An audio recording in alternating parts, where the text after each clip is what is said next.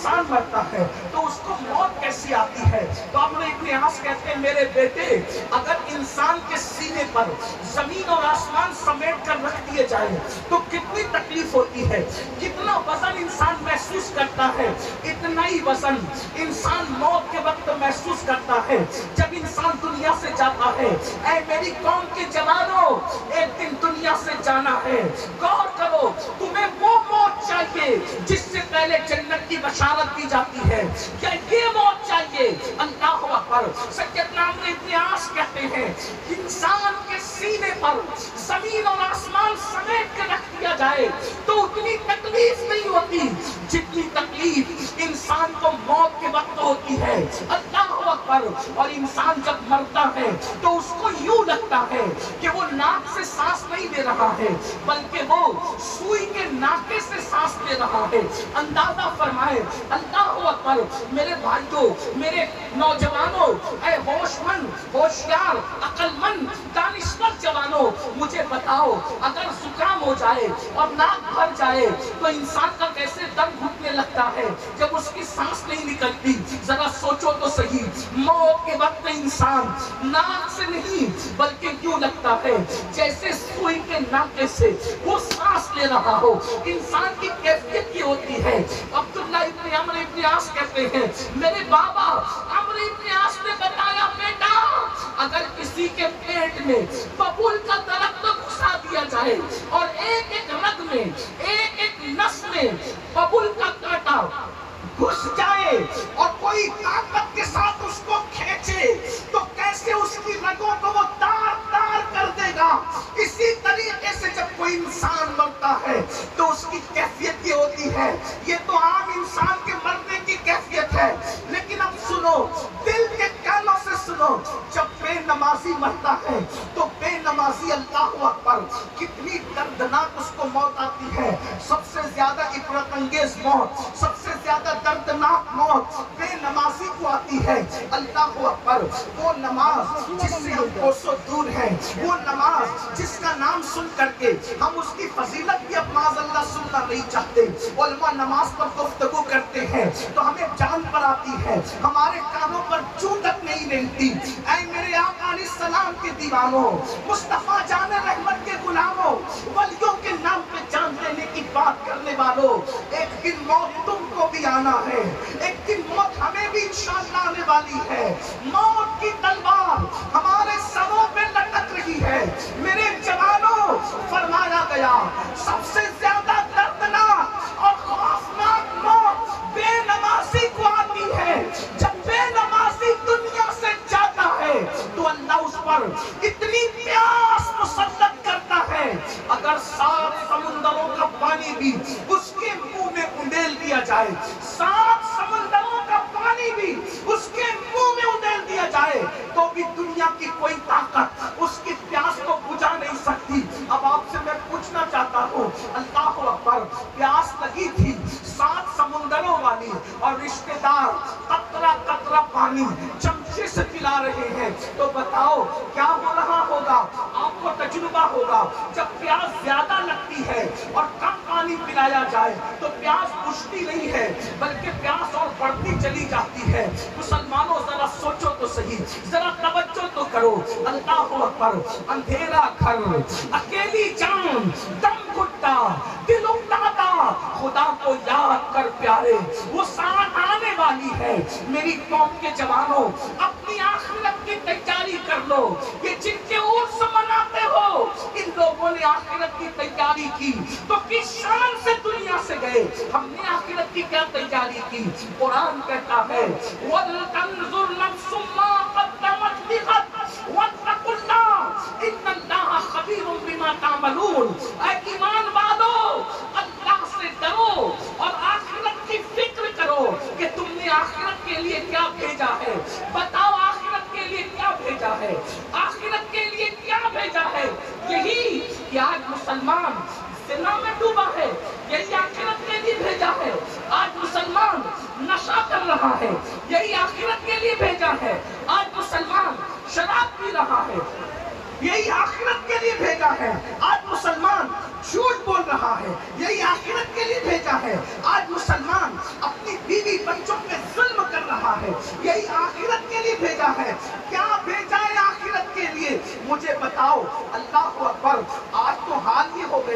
زنا کی فلمیں دیکھ کر، زنا کی تصویریں دیکھ کر، گندی پکچریں دیکھ کر آج 16 17 سال کے لڑکے اور لڑکیاں زنا کی طرف بطور فیشن بڑھ رہے ہیں۔ اللہ اکبر! ایک وہ دور تھا جب زنا کا نام مسلمان سنتا تھا تو اس کے بدن کے رونگٹے کھڑے ہو جاتے تھے، یا اللہ یہ کس گناہ کا نام آیا ہے، یا اللہ یہ کس پاپ کا نام آیا ہے۔ لیکن افسوس، گندی فلموں نے، گندی پکچروں نے، گندی ناولوں نے، گندے ماحول نے، گندے فیشن کی گندی تہذیب نے آج میری قوم کے ان جوانوں کو زنا کے دروازے پر پہنچا دیا ہے۔ وہ جوان جس کے بارے میں اقبال نے کہا تھا، عقابی روح جب بیدار ہوتی ہے جوانوں میں، نظر آتی ہے ان کو اپنی منزل آسمانوں میں، نہیں تیرا نشے من قصر سلطانی کے گنبد پر تو شاہی ہے بسیرا کر پہاڑوں کی چٹانوں میں۔ اے میری قوم کے شہید صفت جوانوں، تم محمد عربی کے سپاہ ہو، تم محمد عربی کے جوان ہو، تم محمد رسول اللہ کے غلام ہو، تم کوے نہیں ہو، تم چڑیا نہیں ہو کہ گناہوں کی گندگی پہ بیٹھو، تم محمد رسول اللہ کے عقاب ہو۔ عقاب! اللہ نے تمہیں زمین پہ پاپ کے لیے نہیں بھیجا، اللہ نے زمین پہ تمہیں پاپ کا خاتمہ کرنے کے لیے بھیجا۔ میرے بھائی، تو ہی تھا جس نے اسلام کے لیے دریاؤں پہ کشتیاں جلائی تھی، تو ہی تھا جس نے بیت المقدس پہ اسلام کا پرچم لہرایا تھا، ارے تو ہی تھا جس نے اللہ اکبر دنیا میں انقلاب پیدا کیا تھا۔ مگر ہائے میرے جوان، آج تجھے کیا ہو گیا؟ تو گانوں کی دہلیز پر ایمان کا سودا کرنے لگا، تو فلموں کی دہلیز پر ایمان کا سودا کرنے لگا، مسجد مرثیہ خواہ ہے کہ نمازی نہ رہے۔ میرے بھائی، تو نے تو صحراؤں میں نمازیں ادا کی تھی، تو نے تو گرجاؤں کو مسجد بنایا تھا۔ اقبال ہی نے تو کہا ہے، دی اذانیں کبھی یورپ کے کلیساؤں میں، دی اذانیں کبھی یورپ کے کلیساؤں میں اور افریقہ کے تپتے ہوئے صحراؤں میں، دشت تو دشت ہے، دریا بھی نہ چھوڑے ہم نے، پہلے ظلمات میں دوڑا کے گھوڑے ہم۔ اقبال کہہ رہے ہیں کہ ہم نے یورپ کے کلیساؤں میں اذان دے کر، توجہ، اقبال کہہ رہے ہیں ہم نے یورپ کے کلیساؤں میں اذان دے کر ان کلیساؤں میں اذان دی، اذان افریقہ کے صحراؤں میں اذان دی، اور آج ہمارا حال یہ ہو گیا، اگر ہمارے گھر میں بچہ پیدا ہو، بچہ، ہم اپنے بچے کے کان میں اذان دینے کی اوقات اور حیثیت نہیں رکھتے۔ جو جوان اپنے بچے کے کان میں اذان دینے کا علم نہ رکھے، وہ کلیساؤں میں کیا اذان پڑے گا، وہ صحراؤں میں کیا اذان پڑے گا۔ ارے مسلمانوں کا علمی وقار اتنا گر چکا، نہ اپنے بچے کے کان میں اذان دے سکتے ہیں اور نہ اپنے باپ کا جنازہ پڑھا سکتے ہیں۔ جس قوم کا علمی گراف اتنا نیچے گر جائے کہ وہ اپنے بچے کے کان میں اذان نہ پڑھ سکے اور اپنے باپ کا جنازہ نہ پڑھا سکے، پھر زندگی کس چیز کا؟ زنا کا، نشے کا، شراب کا، بے نمازی پن کا، عیاشی کا، آبادی کا۔ بتاؤ، مرنا نہیں ہے، موت نہیں آنی ہے۔ اے ہزاروں جوانوں، تقریر سننے کے لیے تمہارے جو جذبات ہیں، اگر عمل کرنے کے لیے یہی جذبات پیدا ہو جائیں تو پوری دنیا کے اندر انقلاب آ جائے۔ اللہ، نعرہ تکبیر، نعرہ رسالت، عرس مقدس، مذہب اسلام، نعرہ تکبیر۔ کتنی خوشی ہوتی ہے۔ ارے بارش میں بھیگ کر کے تقریر سن رہے ہو تو کبھی بارش میں بھیگ کر مسجد بھی جانا سیکھو۔ ٹھنڈیوں کے اندر سردی میں کپکپاتی ہوئے مسجد بھی جانا سیکھو۔ ایک بات کہہ دوں، تقریر نہیں سنی تو اللہ یہ نہیں پوچھے گا کہ تم تقریر سننے کیوں نہ گئے، لیکن اللہ قیامت کے دن سب سے پہلے اگر پوچھے گا تو پوچھے گا تم نے نماز کیوں نہیں پڑھی۔ ابھی حضرت نے پوچھا کون نماز پڑھ کے آیا، خو گرے حمد سے تھوڑا سا گلا بھی سن لے. بھائیو اب تو بہت سارے مائک سنبھالنے والے بھی نماز کے بغیر آتے ہیں.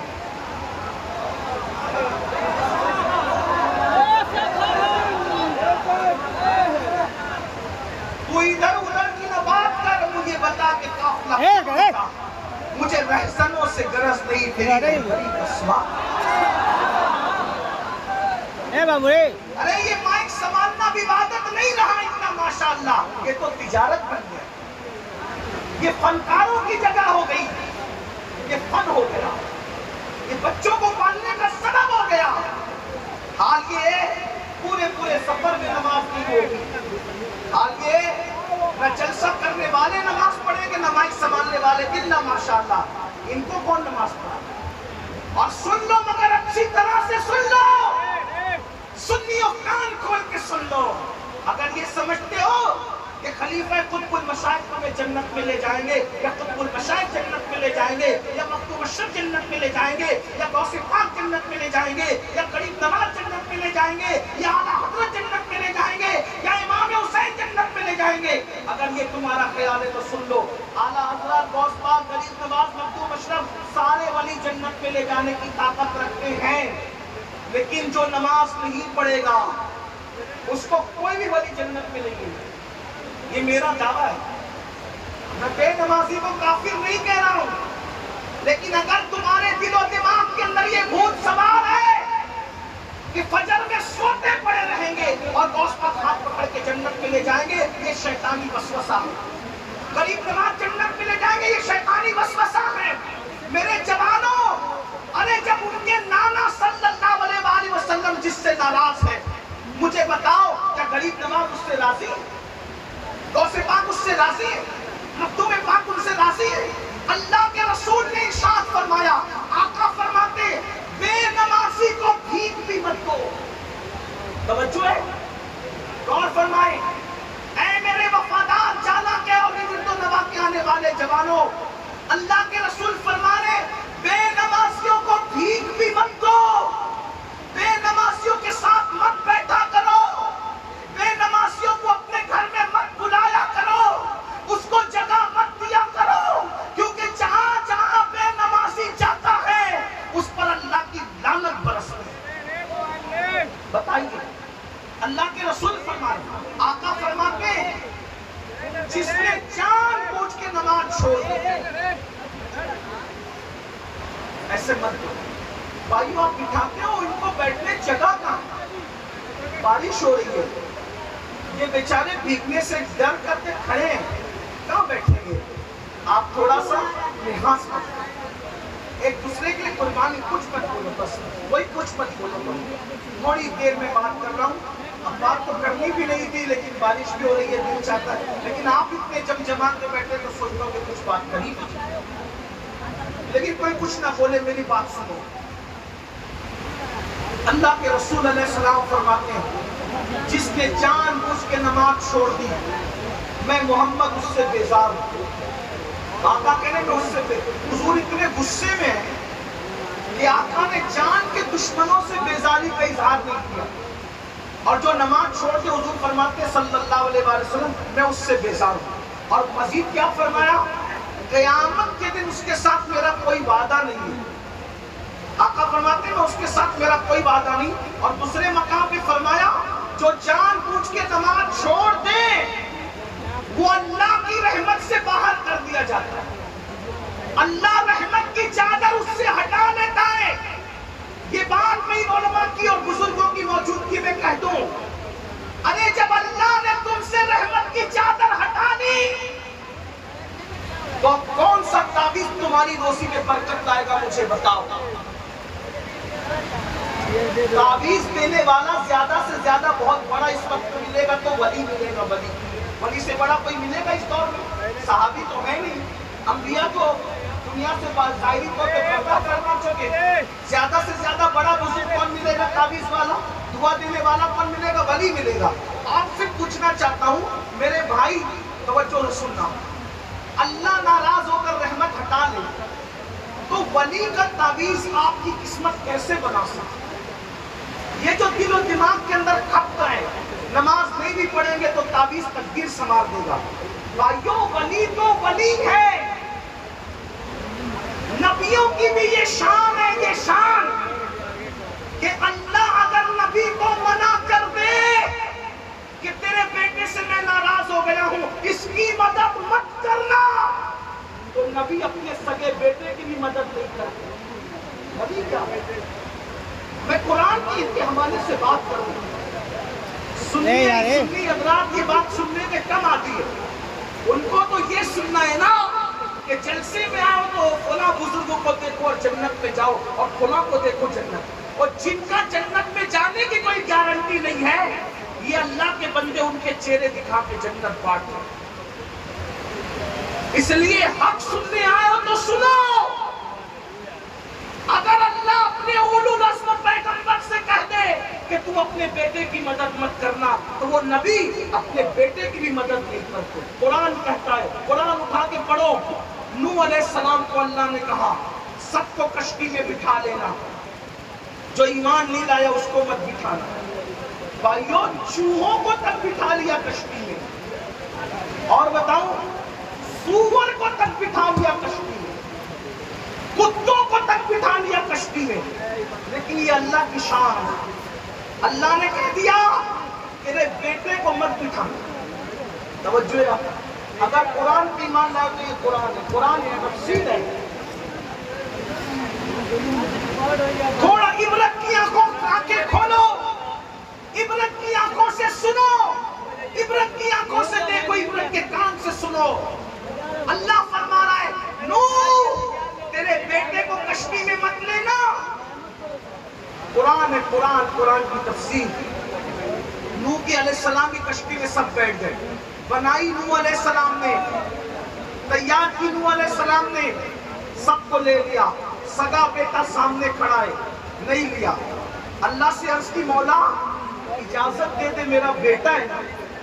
بیٹا تو بیٹا ہی ہوتا ہے، باپ تو باپ ہی ہوتا ہے، باپ کے جذبات ہوتے ہیں بیٹے کے لیے. نوح علیہ السلام نے کہا مولا میرا بیٹا ہے، اجازت دے لے لوں.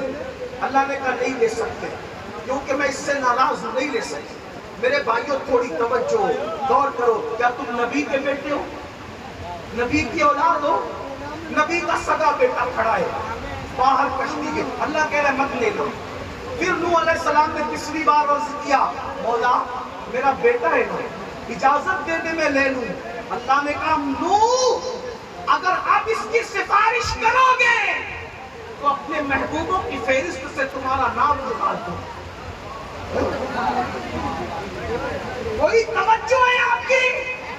ارے جب اللہ ناراض ہو تو نبی اپنے بیٹے کو منع کرنے کی وجہ سے اپنے بیٹے کو کشتی میں سوار نہیں کر سکتے، تو جن سے اللہ ناراض ہو ولی لوگ ہاتھ پکڑ کے ان کا جنت میں کیسے لے جا سکتے؟ اس لیے خدا کے لیے توبہ کرو.